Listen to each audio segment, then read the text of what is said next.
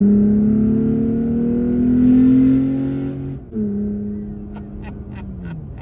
afternoon, everybody, and welcome back to RobMotive.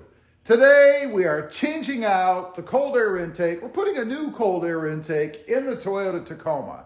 Now, if you saw my previous video, a couple reasons I'm doing this. Well, really one, and that's because with only one single hood strut, the hood's kind of sitting kind of weird. It's kind of angled up there. I don't like that. I don't like putting stresses on the hinges.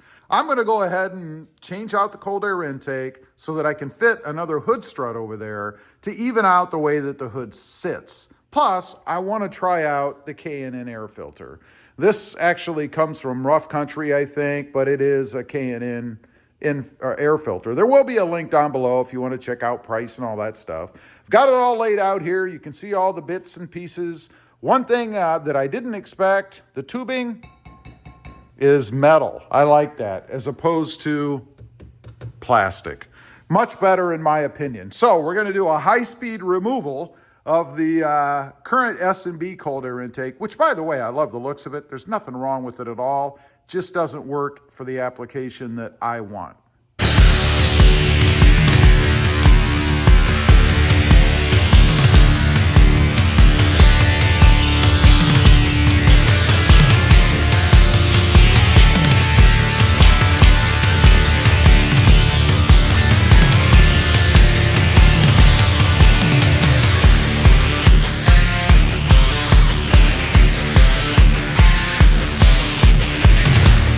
And there you have it. That's how you remove the existing cold air intake, at least the S&B. It's pretty much the same for the OEM version, if you will. Now we have a big open hole. It's time to start on the K&N installation.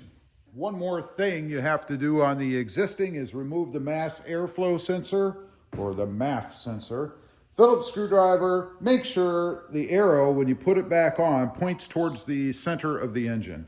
That's the best way to tell. And this is going to go eventually right there on the new tube. First step is to install these little rubber vibration prevention devices. That's what I'm going to call them. Now, these do go in different spots. You'd think they'd go where the originals were, right? But they do not. One goes here, one goes here, and the other goes way down there. And the one that goes way down there is the double-sided one, or the double-ended one, which is this one. So let's go ahead and get these things put on.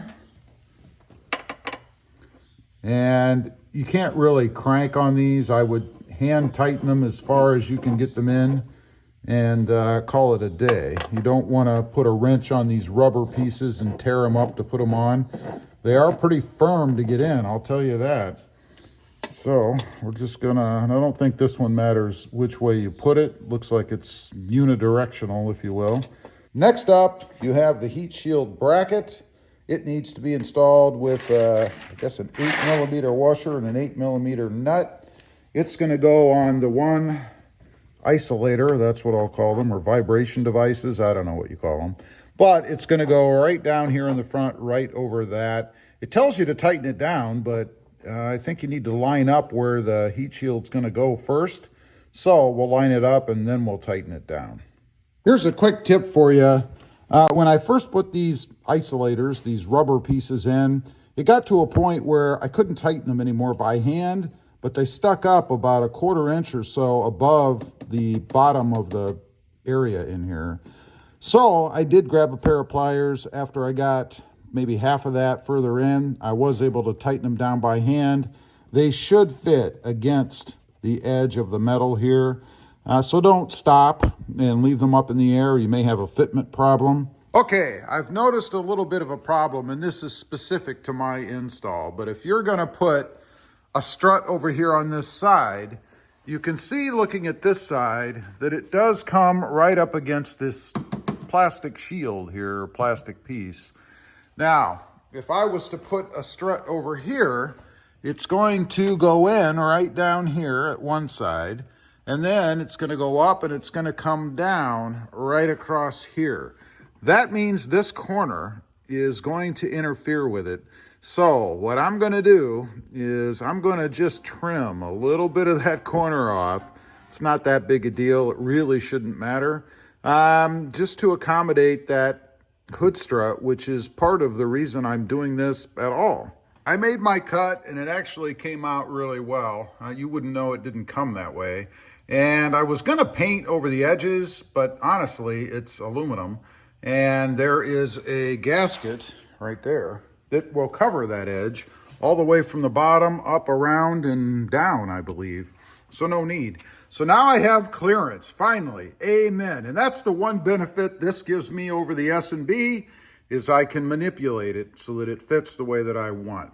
So next up, and I'm gonna kind of mix up the steps a little bit because they don't tell you to do this till later, but I'm gonna go ahead and put that stripping on. They want you to do it while it's in the truck. And why have to be in these tight areas trying to get it done when you can do it outside and then bolt it in? Okay, we've got the molding, trim work, flange, whatever you want to call it, around. And I have to say, the cut that I made, you'd never even know.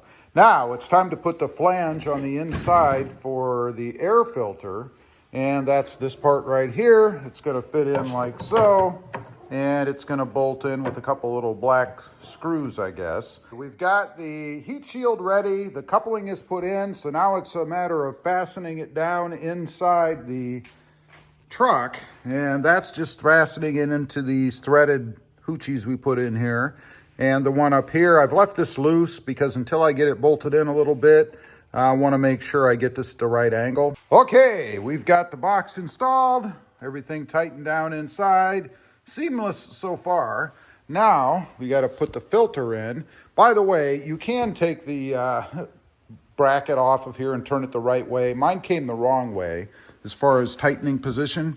So you just slip it on there like so and then tighten the screw down. Next up, you have to do a little searching here to find this barbed fitting. We're going to go ahead and screw that into the tube. Takes a 7/8 inch wrench to do that. We've got that little barbed fitting in there. Don't over tighten that, it's just plastic. Now we have to put the MAF sensor in. Again, you want to have the arrow pointing the way of the flow. And in my case, it should go this way, like so. Let's just see, I'm curious if it fits the other way. In other words, can you screw it up? And the answer is no. You cannot screw this up. So it only goes in one way. That's good for somebody like me. So they do supply a couple of screws for that. I'm going to go ahead and put that in next. Okay, next up is to get the coupler onto the sensor end of the tube. You'll notice there's two different size couplers. The one with the bigger end, if you will, you can see one is just flat, one is tapered. That goes on the side because it's going to connect rather into the filter like so. Two different size clamps. The one for the filter side is 3.5 inches. The one for the tube side is 3.25 inches. All right, getting down to the nitty gritty now. Installing the clamps and the couplings on the tube. Make sure that you put the ends you're going to use to tighten with right up here, up where you can reach it.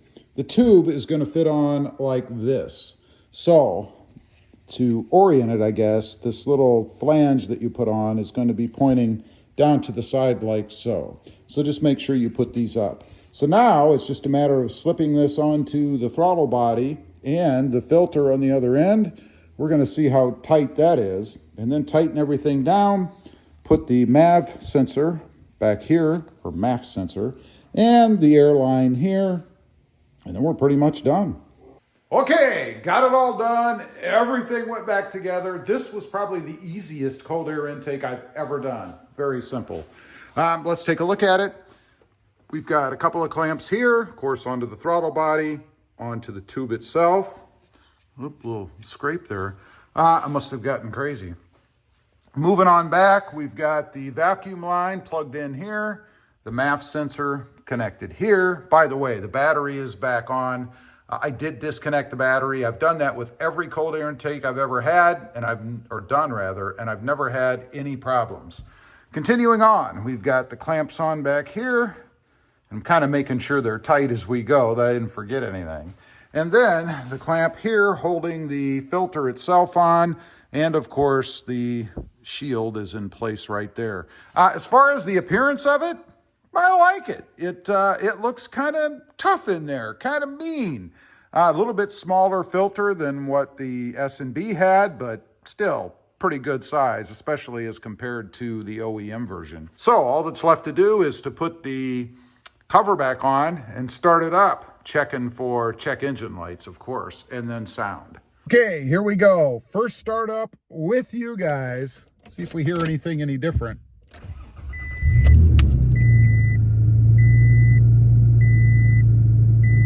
Not particularly, no. Here we go. We're going to accelerate up to 30 miles an hour. We're almost there. We're there. I don't hear anything different. It sounds the same as it did before. You know, I've heard from a lot of folks telling me, oh, the K&N will give you all this sound. I'm not really hearing it. I've never heard sound from any cold air intake except for what I have in the Jeep Gladiator, the Jeep Wrangler, and my mom's Jeep Gladiator. That one is awesome, but you can't get that one for the Toyota Tacoma, at least not in the same configuration. So I'm sure you don't get any sound out of that either. We're going to turn on to a higher speed road, and I'm going to accelerate up to, I don't know, 55, 60, something like that. Here we go.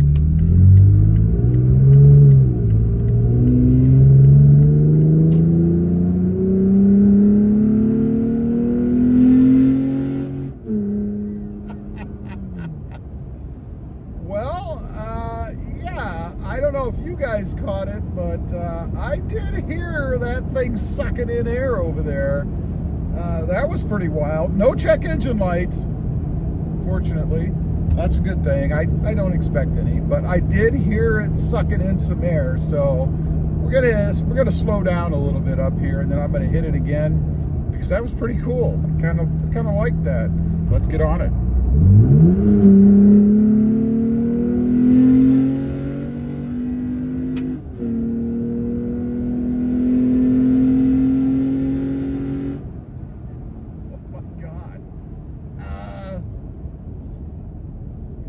Definitely is a difference there. We got up to 82, by the way. Definitely is a difference there. I could for sure hear that cold air intake kicking in. It's not really a grumble. It's more of a sucking air kind of thing. Let's turn around here. And I'm just going to speed up normally now. So here we go.